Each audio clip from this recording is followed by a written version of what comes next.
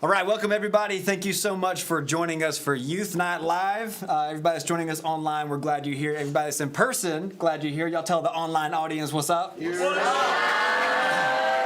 right, it's rainy and it's gross outside, but we got the OGs in the room. Y'all give yourselves a little hand clap. Good job. All right, and if you cannot be here, you could not be here tonight, we love you. We're thankful that you are joining us online, and we hope that one day you'll be like our man Trey, watching online and just happy to be there online, and then show up in person and then just realize how awesome it is, right? All right, so last few weeks, we've been talking about spiritual disciplines.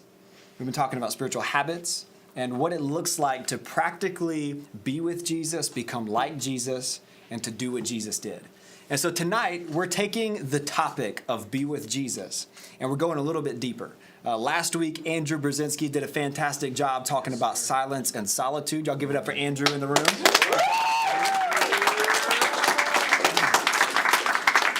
That's on our YouTube channel. You can go back and watch it if you missed it, so you can get up to date. But tonight, we are talking about the spiritual discipline of Sabbath. You're like, what's that? Yeah, right. So the idea of Sabbath, some of you may be a little bit confused because last week we talked about silence and solitude. So silence and solitude and Sabbath, they are similar in nature, but they are also very, very different. So my goal tonight in this teaching, in the next 27 minutes that we have, is to prompt a conversation about what it means to Sabbath in our modern day world. We'll actually look at biblically what it looked like back then for them and just show you what it was like to Sabbath back then. And then we'll also come today and start a discussion of like, man, what's it look like now? Like, how do we Sabbath today, right? First thing, though, is a question. For you guys, and when you think of Sabbath, like, what's the first thing that pops into your head? Rest, okay? Is that it? Sunday? Food. You hit the nail on the head right there. Today, in today's modern world, we think of Sunday as like that's the Sabbath, right? Sabbath, that's Sunday, right? I mean, that's just what you do. But why? Because you go to church. That's the day that church is. Right. And you ain't working. You're not working. You're not going to your job, but you go in there. Okay. Now, how many of you, you go to a Sunday, you come back from Sunday, and you feel everything but rested? Yep. You're like, that day was long and hard, and we did a lot. Because it's the weekend, right? And you're trying to get everything that you can get done in that weekend before you got to go back to work or school on Monday. Right? Makes sense? So that's kind of the idea of where we've got to correct some things because Sunday is not. It's kind of like the idea of like every dog is a mammal, but not every mammal is a dog. So for some people, Sunday is Sabbath, but not every Sunday is a Sabbath. You know what I'm saying? So we got to figure out what makes a Sabbath, and then what do we need to do to bring that maybe out of the context of just a Sunday and bring it into every day, like our life. What does that look like? Okay. So silence and solitude. Last week, Andrew talked about that, and there were two very important things that I wanted us to recap from that time, or from that talk. The first thing was find a time. Find a time to be quiet and to be still before God every single day. Second thing is find a place. Find a place where you're not distracted. Get your phone out of the way. Get into a place where you can hear God's voice more clearly than any other time throughout the day. A lot of you that's in the morning, a lot of you that might be in the evening. But you want to find a time, you want to find a place, right? So today is a little bit different because silence and solitude should be something that's every single day. But Sabbath is something that Bible talks about. That's a weekly occurrence, every single week. So God himself rested on the seventh day. So you look at the weekly time period that we have, and you should have one day that is a Sabbath. But a lot of us have no clue what that practically looks like, and that's where we're going to start today, okay? All right, so here's a couple points. I've got 1, 2, 3. Okay, so really there's only like 3 big points, but there's like, y'all know how I do. There's about 800 subpoints that we got to get through in 24 minutes, okay? Okay, so the very first point, the big heading here, is the practice of Sabbath. What does that look like? Well, point number one, mark out a 24-hour time period, and you can put in parentheses, or as close as you can to 24 hours, to rest and worship. Mark out a 24-hour time period to rest and worship. You got to have at least one day. You can do more in 5 days rested than you can 7 days burnt out. And that will always be true regardless of whatever season of life you're in. Mark out a 24-hour time period to rest and to worship. It's funny because oftentimes when we think of rest, we think of sleep. Rest is not sleep. Okay, we got to figure out what that looks like. All right, so there's three common variations of what this practice looks like. Okay, the first variation is the traditional Sabbath. So I'm gonna get a little old school. Gonna go a little biblical teaching here and just kind of show traditionally what this looks like. So the traditional Sabbath is from 20 minutes before sundown Friday night to the same time Saturday late afternoon. So traditionally, it's kind of what this looks like. This works well for people who are very busy on Sundays with church activities or other events, hence my 252 students. We know that Sundays, that's game day. You know, we're working all day, especially when we had youth ministry on Sunday nights. Now we have it on Wednesdays. But on Sunday nights, it was get up early, do all three services, go to the campus and tear down the portable campus, then come to set up and tear down campus groups and do small groups. By the end of Sunday, you were not rested. You're burned out. You're like, oh, man, I'm ready for the week. You know what I'm saying? Like, it was a lot. So the traditional Sabbath, that's kind of what that looks like. For anyone who Sundays just don't work well, you want to find an evening where you can begin to wind down. And you have the rest of that whole day where you can take that day to rest. Okay, the Lord's Day Sabbath. Okay, so this is what this looks like. From the Sunday morning, or sometimes Saturday night, kind of like we said, like that evening before, Sunday morning gathering through bedtime on Sunday. So basically, this is like your traditional American Christian who shows up to church on Sunday. They kind of take the Sunday to rest. Y'all know that song, "Easy Like a Sunday Morning." That's kind of the vibe of what this looks like. So the Lord's Day Sabbath is Sunday. I'm gonna wake up. I'm gonna take it easy. I'm gonna go to church. I'm gonna be in community. I'm gonna worship. I'm gonna rest. I'm gonna go home. I'm not doing any work. I'm gonna rest for the rest of the afternoon. I'm gonna get ready for the week. You wake up Monday. You're ready to go. Right. So that's the Lord's Day Sabbath. The midweek Sabbath. This is a little interesting. Some of you may not understand this at first. But any day during the week where you have some kind of midday off week kind of thing. Now, for a lot of you, that's not going to be the case because, school, right? So you're not working like a 9 to 5, but you have a school 9 to 5. Whatever your school hours are. Some of y'all got weird schedules. Like, I only go like Tuesdays and Fridays. Like, I never had that. Like, we went Monday through Friday, right? So depending on what that looks like, it could just be different. If you have a very sporadic work schedule, a lot of you are heading into college, your college might look something like that. Okay, so here's the first thing that you got to do is understanding the fact that you have to take a 24-hour time. You got to carve that out of your schedule. Okay, so you got to carve it out of your schedule. So that means you have to decide in advance which of those three works best for you. So which of those three works best? You got the Lord's Sabbath day, you got the midweek, and then you got the traditional Sabbath. So a lot of people, for you, especially if you're working in a church, a lot of you going to Highlands College, it's going to be that traditional Sabbath. You better plan your schedule going into Highlands College that Friday night to the same time Saturday late afternoon, you're not working. You are resting. Now that's a little taboo when we say that. You got to rest, you not work, and rest doesn't mean sleep. So what actually does that look like? Well, we'll talk about that. So here's a few ideas, and this goes into point number 2. So you can write down number 2 here. So point number 2, pick a ritual to clearly begin and end your Sabbath. How many of you have ever tried to Sabbath before?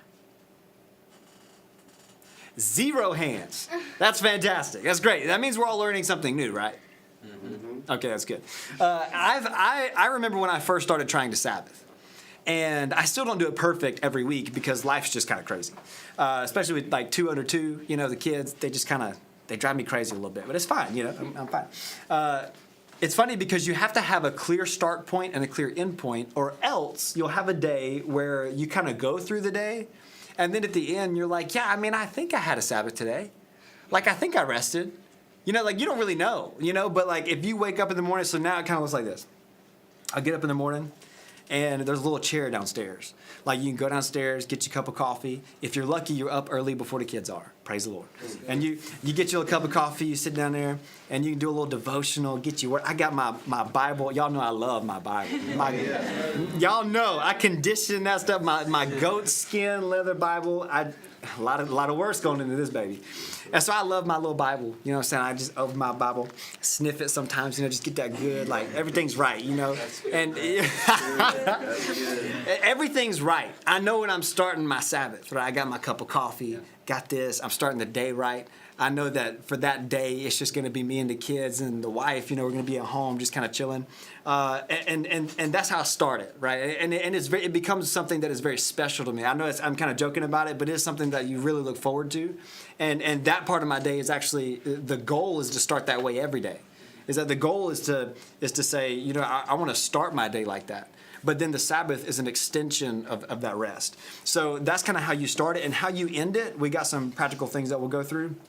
But how they ended it back in the day was very interesting. So I'm going to talk a little bit about this.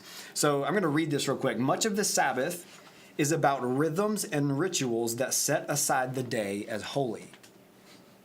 Beginning and ending with a marked moment will help you settle into rest and help you re-enter the week with a restful spirit. So here's a few examples. Create a conducive atmosphere. So for some of you, that may, like my wife, that means lighting some candles, turning the lights off, having your own little private time. That means no kids. Kids go to bed or before wake up, whatever. So that means you really have to kind of have all your senses right. There's a few ways. Some of you connect better with God outside. Some of you connect better with God when the environment is just perfect. You got to find your spot. Find your spot. Create an environment where you can invite the Spirit of Jesus to come and give your home, your family, if you're a parent like I am, but for you guys, you can do it as well. Inviting Jesus into your home, into your life, and invite him to bring light, joy, love, peace, hope, and rest. For others of you, it's just starting the day off with a very simple prayer of thanks. It's just like you just wake up in the morning. Maybe you're not there yet. You ain't got your leather Bible. You know what I'm saying? You're just starting off. Good thing to do is in the morning, like you're gonna start off your Sabbath. God, today I'm gonna try to honor you by resting in your presence. So I ask Jesus that you come into my life today. Again, I surrender my life to you again today. I ask that every conversation that we have would be uplifting to you. That you'd bring a spirit of rest into my life today. And that you would be with me in all my relationships today, all my conversations today. Help me to find rest in you and not to look to other things that are distracting, but to focus on you today. That's the goal. All right? There's a little thing talking about family, but y'all ain't got a family that you're leading, so I'm going to skip it. So then you want to end kind of in the same way. So at night, I don't end redoing my devotional. At night, I end with praying over my kids as we put them to bed. And then praying, sometimes when my wife and I remember and we're like not totally exhausted from being with two kids all day on the weekends, we'll go pray together.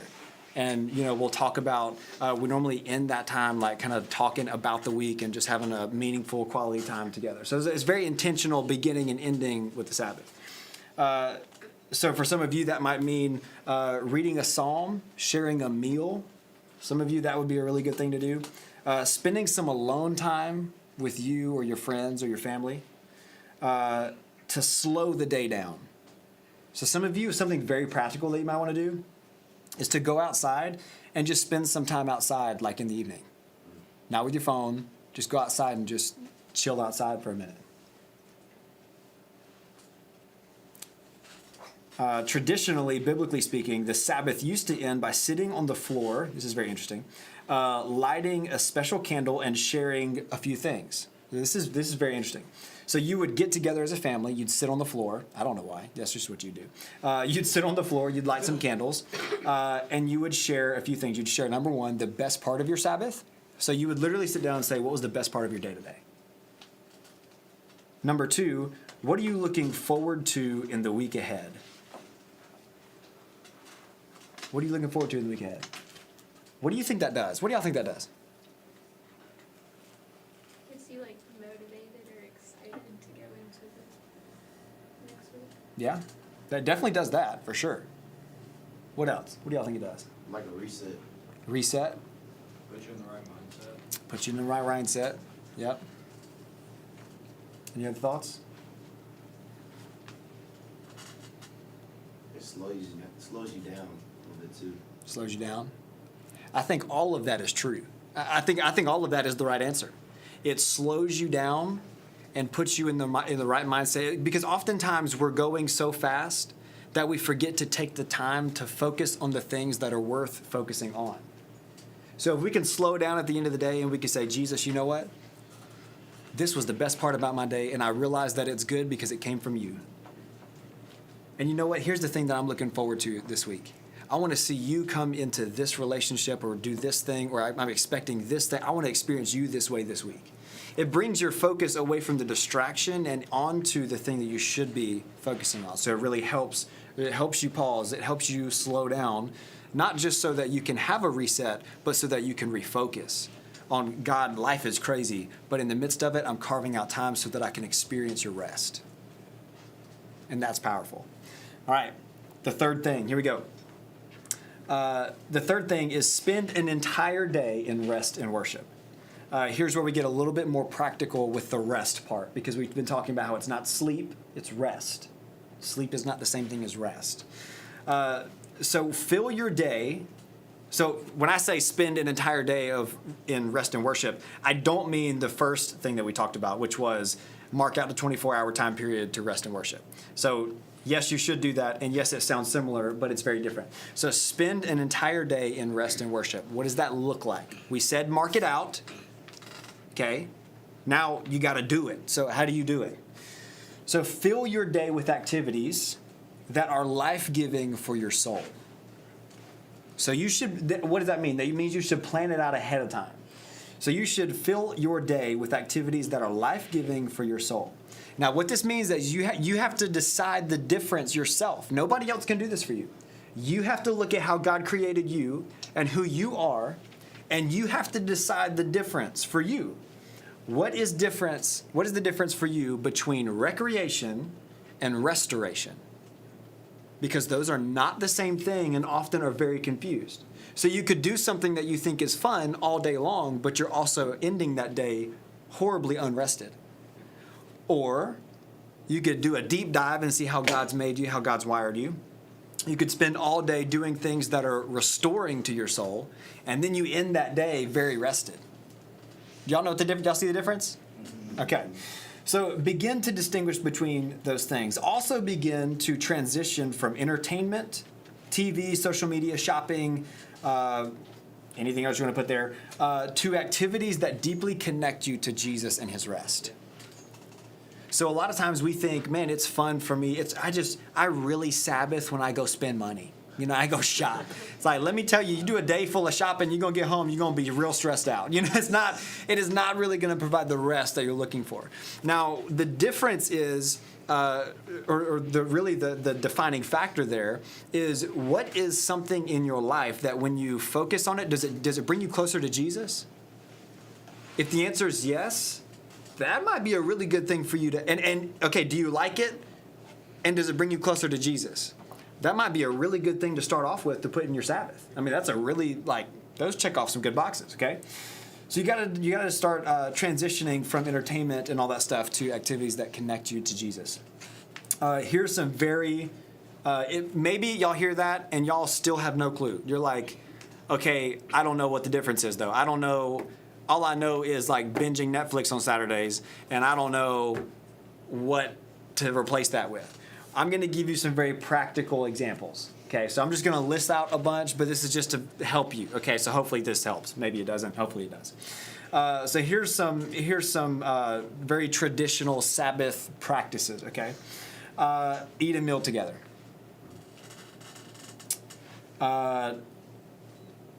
Worship. Super easy. Walking. So some of y'all just need to get outside. Pull away from the TV and just go outside and leave your phone. Go walk outside. Walk outside.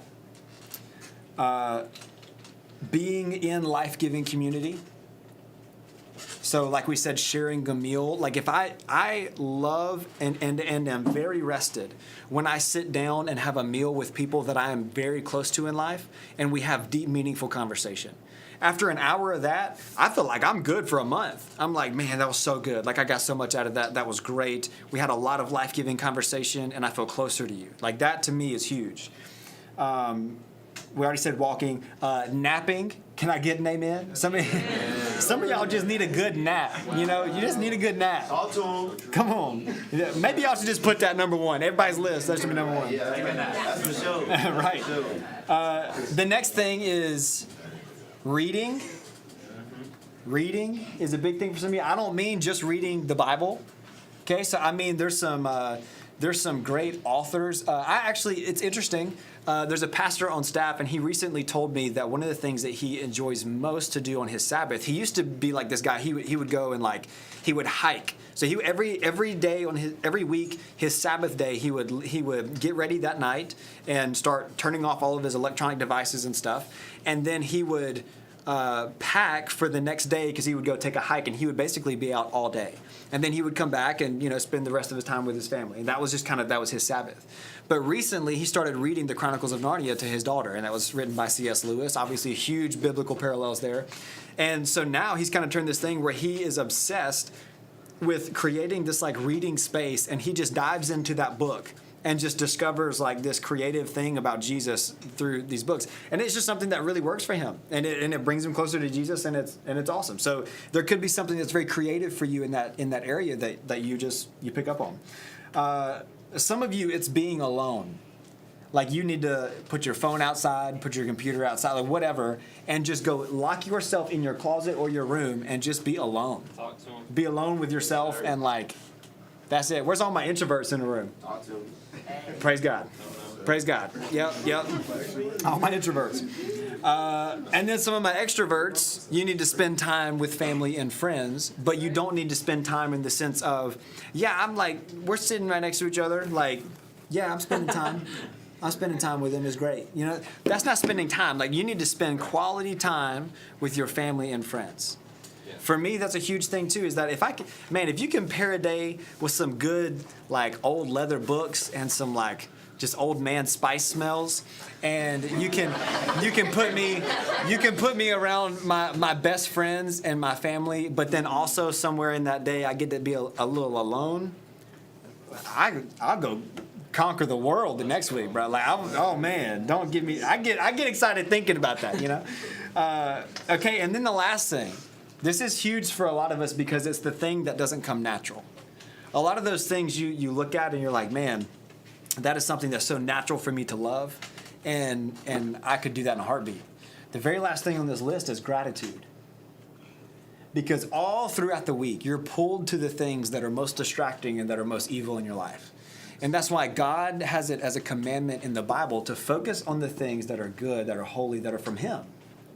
And not the things that are full of lustful, evil desires and all this stuff, right? So you've got to be very intentional in your Sabbath. To not just Sabbath for Sabbath's sake, but to Sabbath so that you can reset, that you can rest, you can refocus onto the great things of God and what He has for your life, okay? Some things to note, just one quick note before we end this, is that this is not a to-do list.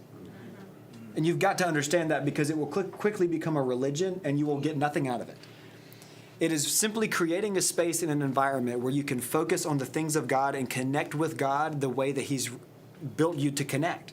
Some of you, that's in life-giving community and being with people that are like-minded and like Christ and all that. And some of you, it's just being by yourself so you can quiet your mind and hear God's voice. So it's not a to-do list. And there should be no do's and don'ts on the Sabbath at all. So if you get to the point in your Sabbath day where you find yourself doing something and it's draining you, don't condemn yourself and be like, oh man, there goes my Sabbath. It's no, just make some adjustments and transition to a spot where you can transition away from whatever that distracting thing is and ask yourself, can I put this off until tomorrow? And can I spend this time right now to focus on Jesus?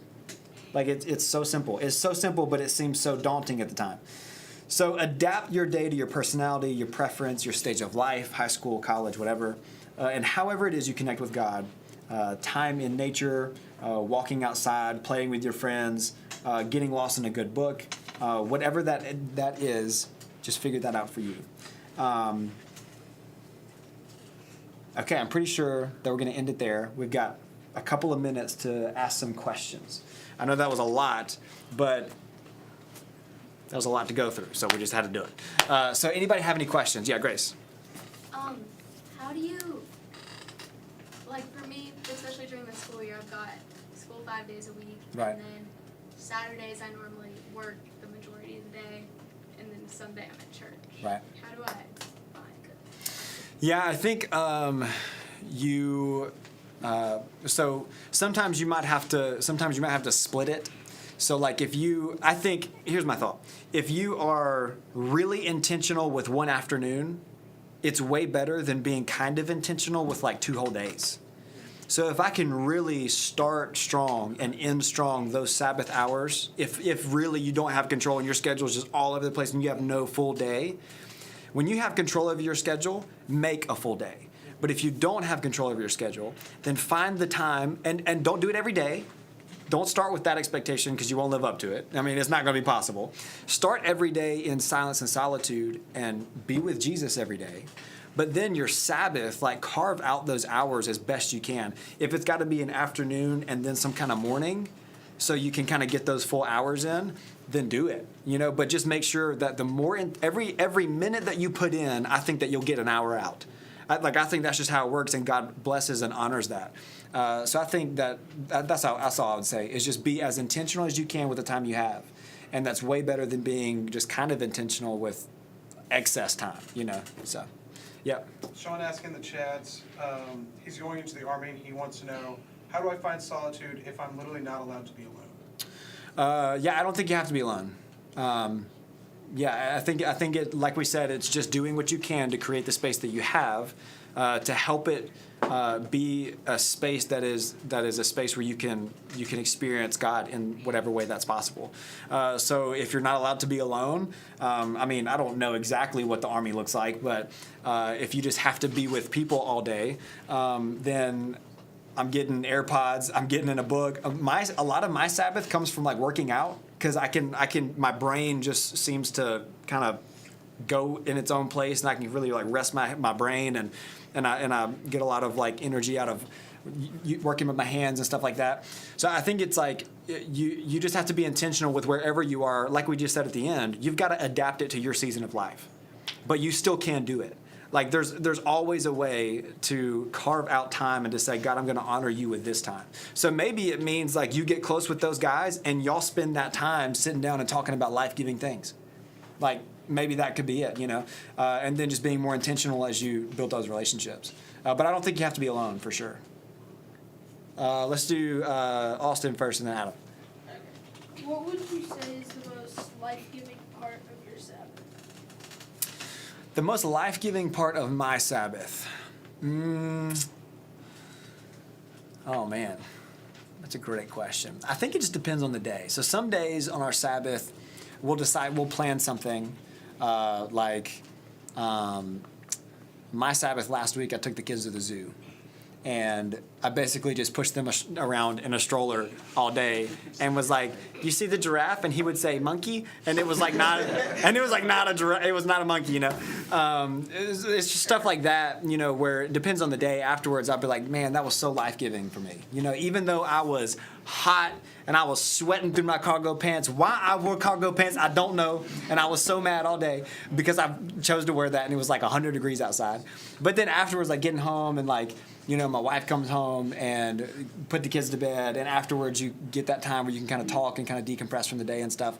I think there's a lot from the day that's unique every week, but there's always that thing that I look forward to, which is that alone time, being with God, like I said, like get my Bible, get my coffee, like I'm good, So I think I look forward to that, but the things that I get the most, because I think that's the beauty of the Sabbath, is that you create space for God just to do what he wants to do. And what he wants to do might be different every week. And you look back and you're like, man, like I'm learning this, and this, and it's just different every week. So, But there's definitely things I always look forward to for sure. All right, Adam. So you said to mark out like a 24-hour time period to rest and worship, and then Right. to pick a ritual. Can that ritual be worship to begin and end your Sabbath? Oh, for sure. Yeah, absolutely. Nothing wrong with that. I mean, you start there. You know what I'm saying? I mean, that's great. Yeah. Anything that you want that is life-giving and that connects you closer to Jesus can be that thing that starts and ends your Sabbath. So there's been many times that in my life it's actually changed over the time. So in some seasons of life, I'll start my Sabbath and I'm really excited to just spend some time in prayer. And there's other times where I'm like, God's leading me to a story in the Bible, and I just get this desire. I'm so excited to go read about the story of David or whatever, you know. So I think it can be fluid, it can change, but if that's what you want it to be, that's great. I mean, that's fine, yeah. Okay, we'll do one more, and then we're going to end.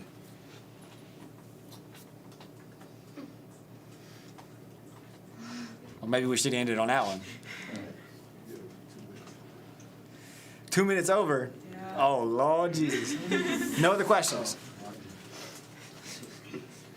All right, no other questions? Okay, so we're going to end it. So for this, we are going to continue this conversation next week on the next topic of what it means to be with Jesus.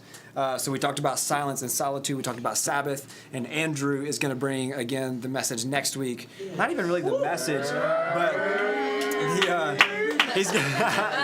he's going to bring the topic of prayer next week. And so, again, all of these things are how we can better, more practically be with Jesus every single day, every single week. So for all of you guys, the only thing I want you guys to do online, the only thing I want you guys to do in person is to text definitionyth to 97,000. Because when you do that, it lets us know how we can pray for you. And by we, I mean me, because I get those texts, right? So I know how to pray with you. I will respond back, and we'll partner with you in prayer and know how we can best serve you as our youth. So thank you guys for being here. Thank you guys for being online. And we'll see you next week. Bye-bye. Bye.